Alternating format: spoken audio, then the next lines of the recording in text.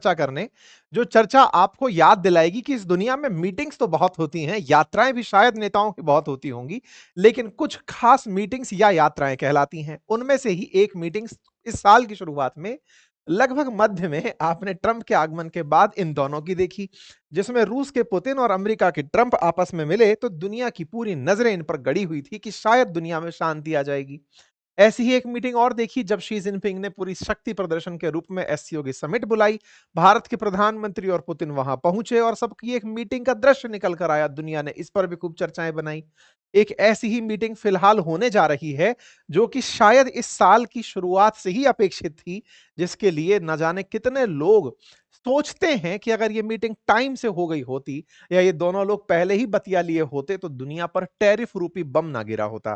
क्योंकि ट्रंप जब सत्ता में आए थे तो सबसे पहले टैरिफ नामक हथियार का जो उपयोग किया था वो इन्हीं के ऊपर तो किया था।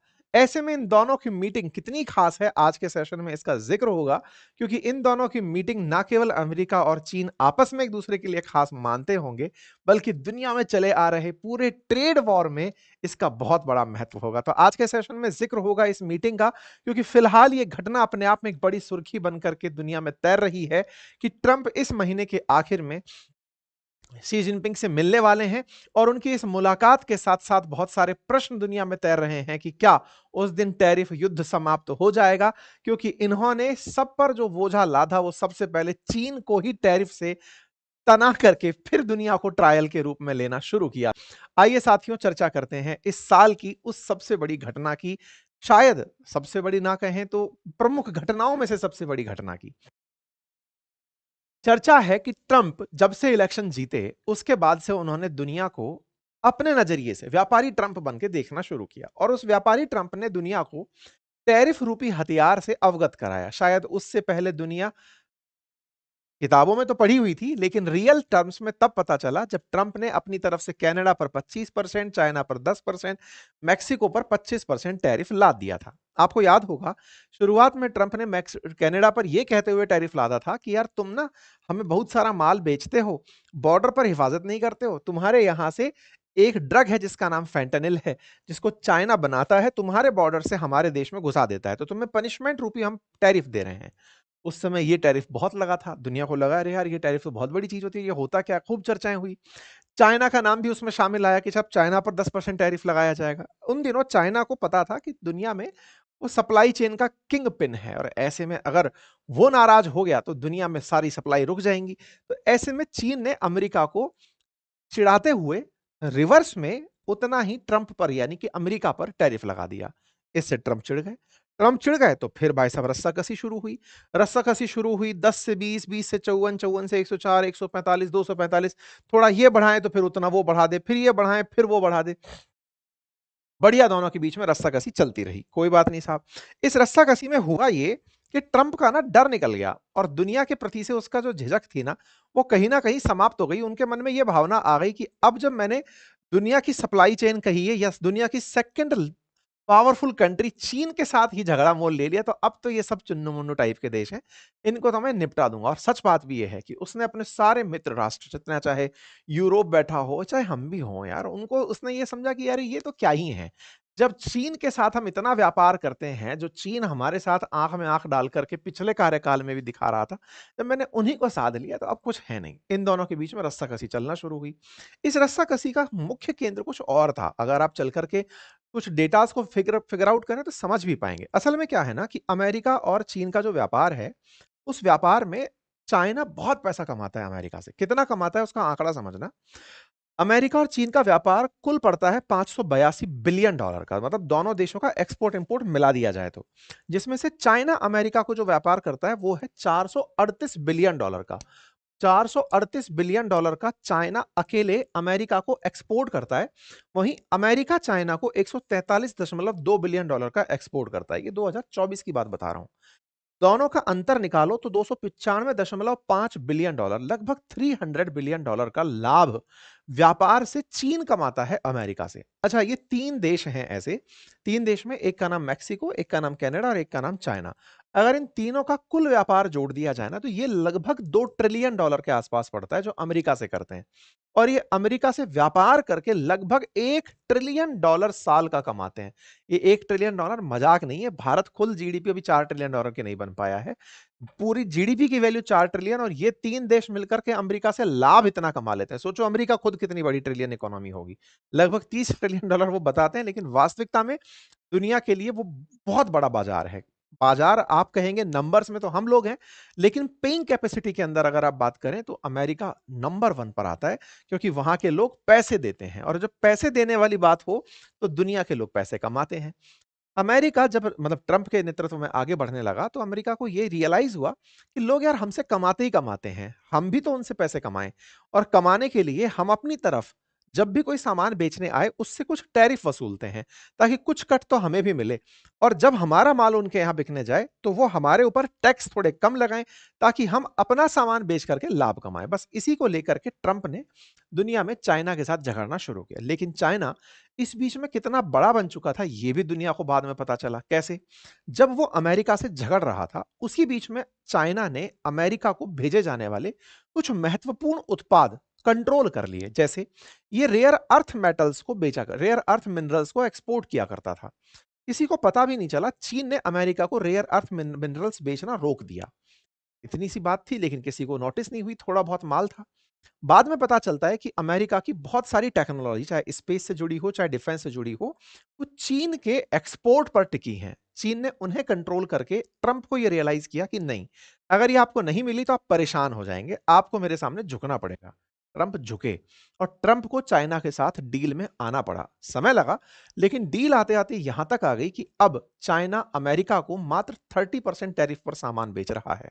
हम लोग 50% में चल रहे हैं, वो 30% में चल रहा है। चाइना ने अमेरिका को ना केवल झुकाया, बल्कि अमेरिका से यह परमिशन भी ली कि चाइनीज छात्र अब अमेरिका ज्यादा बड़ी संख्या में पढ़ने आएंगे। ट्रंप की यह पहली हार थी। जियोपॉलिटिकल हार में आपने केवल युद्ध में उनकी हार देखी, लेकिन सही मायने में किसी दूसरी इकोनॉमी के सामने ये अपने आप को फेल होते हुए देखे। लेकिन हाँ, ये भी समझ चुके थे कि चीन के साथ व्यापार अगर करना है तो इसे किसी ना किसी तरीके से अंगेज करना होगा। इन्होंने यही तरीका अपनाया। कई तरह की इनके साथ में ट्रेड वार्ताएं की। इन ट्रेड वार्ताओं में ट्रंप ने अपना पुराना दाव चला। पुराना दाव क्या था? व्यापारी होने का दाव। व्यापारी होने के दाव की कहानी में टिकटॉक को खरीदा गया। इसकी कहानी बड़ी रोचक है, मैं कई बार बता चुका हूं, फिर भी ब्रीफ करता हूं। देखिए, जब क्या हुआ ना, पिछली बार जब इलेक्शन था, यानी कि जब ट्रंप जिसमें जीत कर आए, उस समय बाइडेन और ट्रंप जब आमने सामने थे, बाद में बाइडेन बैठ गए उनकी जगह, फिर उनकी टीम से उतारा गया। हुआ क्या कि उस इलेक्शन से पहले सोशल मीडिया के माध्यम से अमेरिका चुनाव में उतरा हुआ था। ट्रंप को जिताने के लिए इलॉन मस्क ने ट्विटर खरीद लिया था। दूसरी तरफ से ट्रुथ नाम से ट्रंप अपना सोशल मीडिया चला ही रहे थे।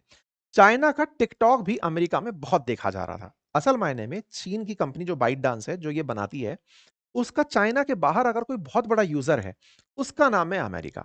टिकटॉक का बहुत ज्यादा यूज अमेरिका में होता है। और ऐसे में ट्रंप जब चुनाव में उतरे थे, तो ट्रंप ने टिकटॉक का बहुत यूज किया था अपनी बातों को लोगों तक पहुंचाने में। नुकसान बाइडेन को हुआ था। चुनाव का कैंपेन तो पहले ही शुरू हो जाता है, तो बाइडेन जाते जाते क्या किए कि टिकटॉक पर बैन की घोषणा कर गए। टिकटॉक बैन के लिए घोषणा हुई, कोर्ट में टिकटॉक कंपनी पहुंची, कोर्ट ने भी यह मान लिया कि नहीं भाई, हमारा डेटा विदेशों में नहीं जाना चाहिए, इस आधार पर अगर तुम पर बैन लगता है तो सही है। बाइडेन चले गए, ट्रंप आए। ट्रंप ने इसको ब्लेसिंग इन डिसगाइज, आपदा में अवसर के रूप में देखा, और किया क्या? चाइना से कहा कि देखो, पुराने आदेश के अनुसार तुम पर बैन लगना है, इस तिथि को तुम्हारे ऊपर बैन पूरी तरह लग जाएगा।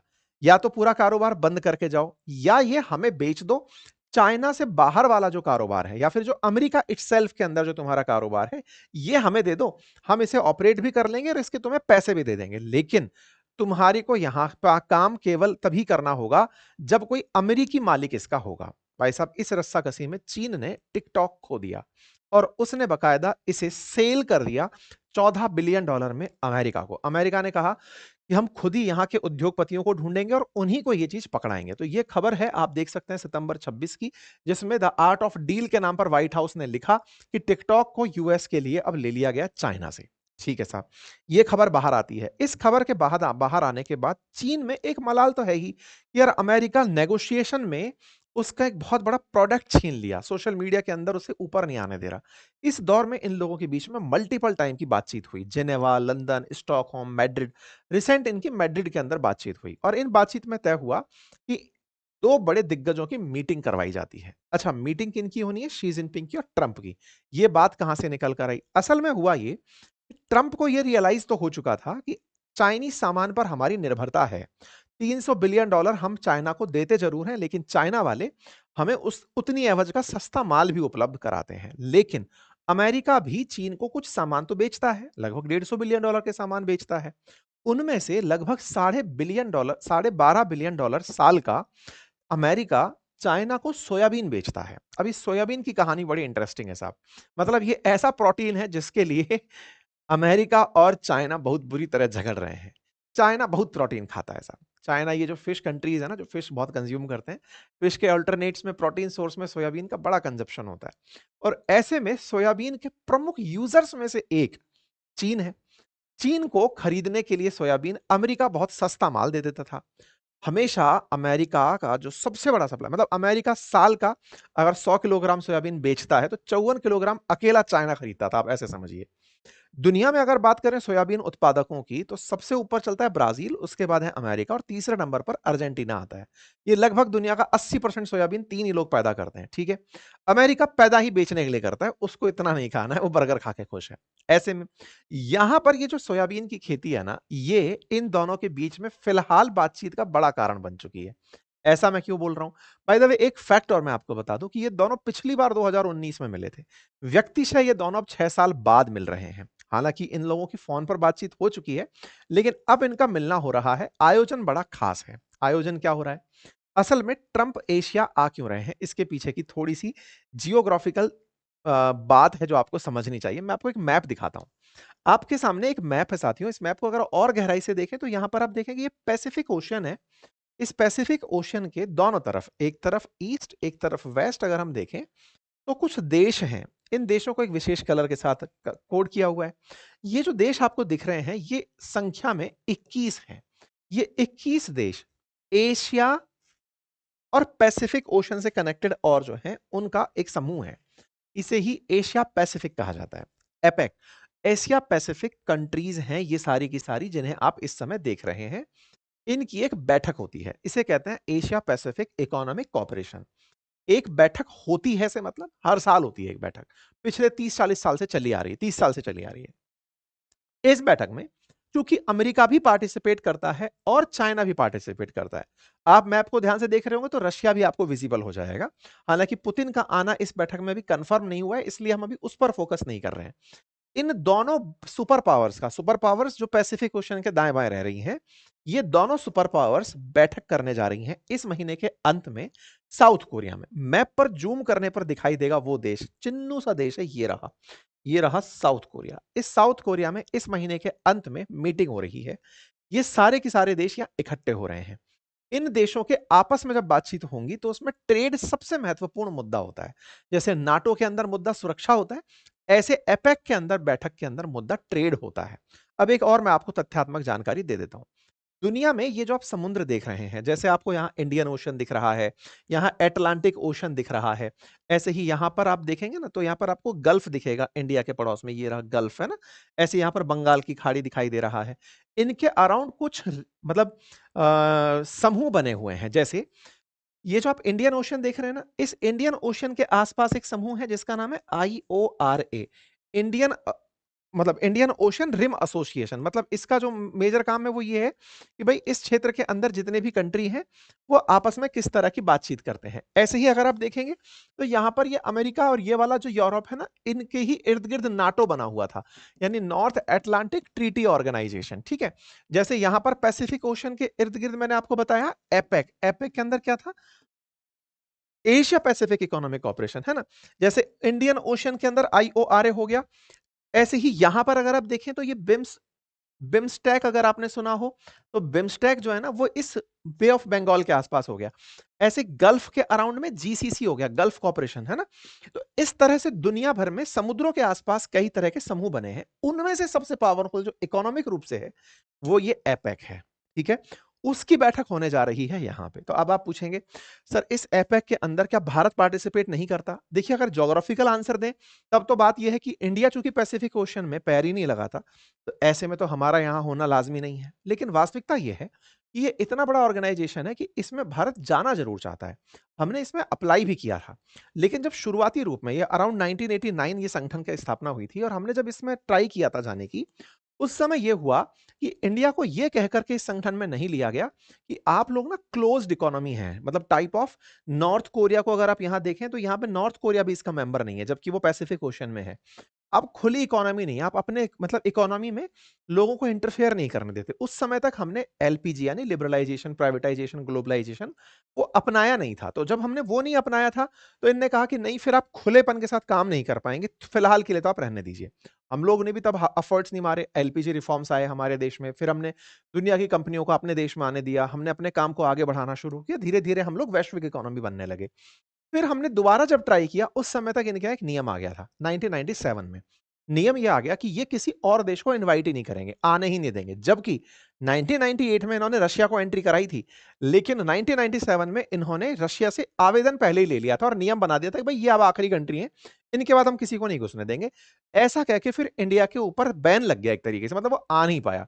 ये नियम आज तक चला आ रहा है कि इस संगठन में अब कोई और शामिल नहीं हो पाता।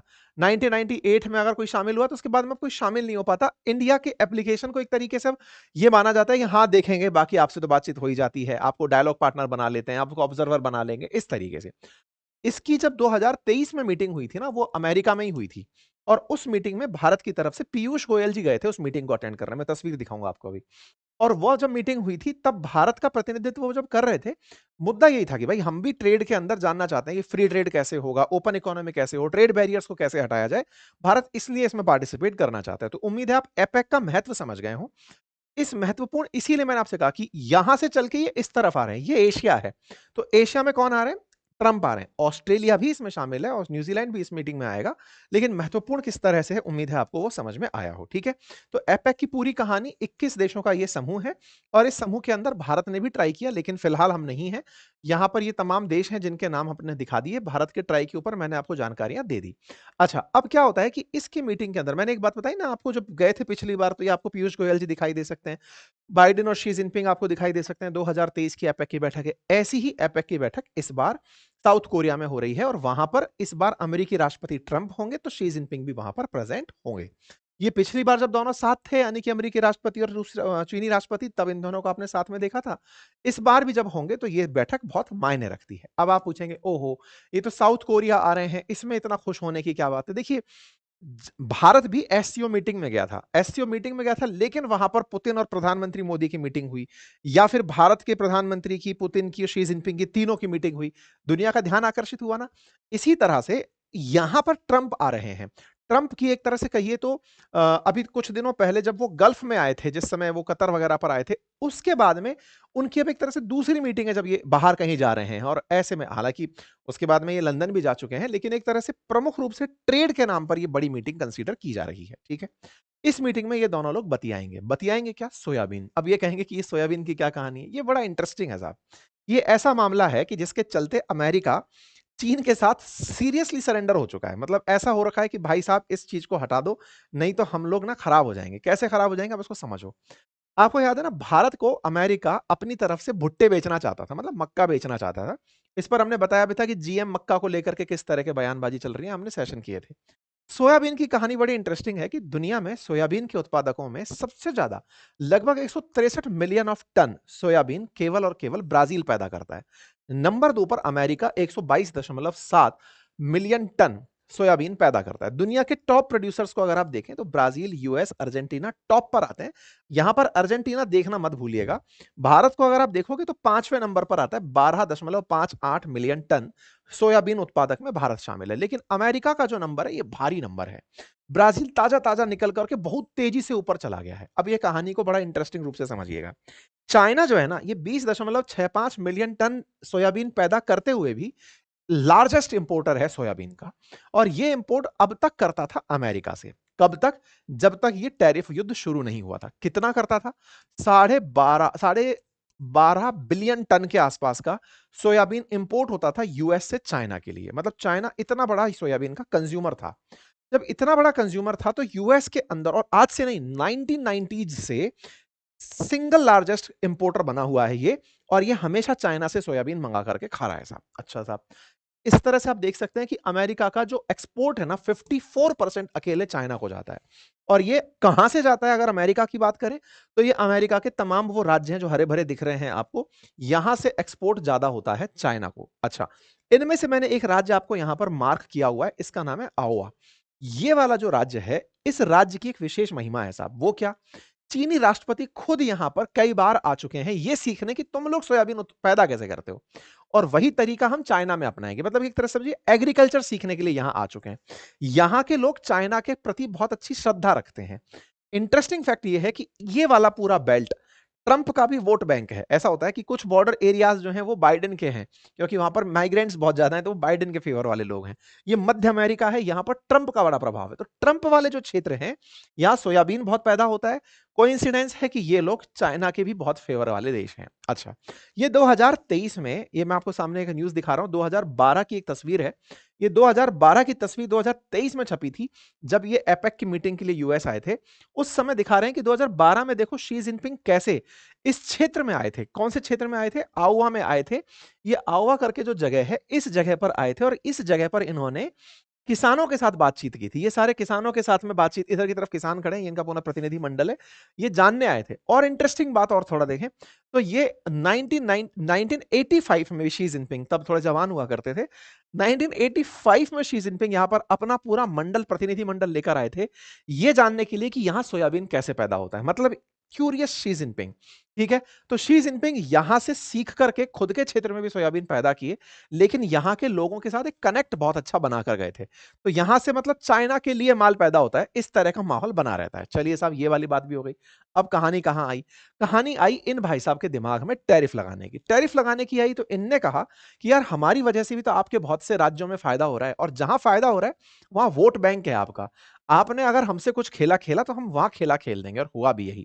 जब भाई साहब ये टैरिफ टैरिफ करे जा रहे थे, चीन ने केवल एक आदेश से इनके यहां से आ रहा सोयाबीन रोक दिया।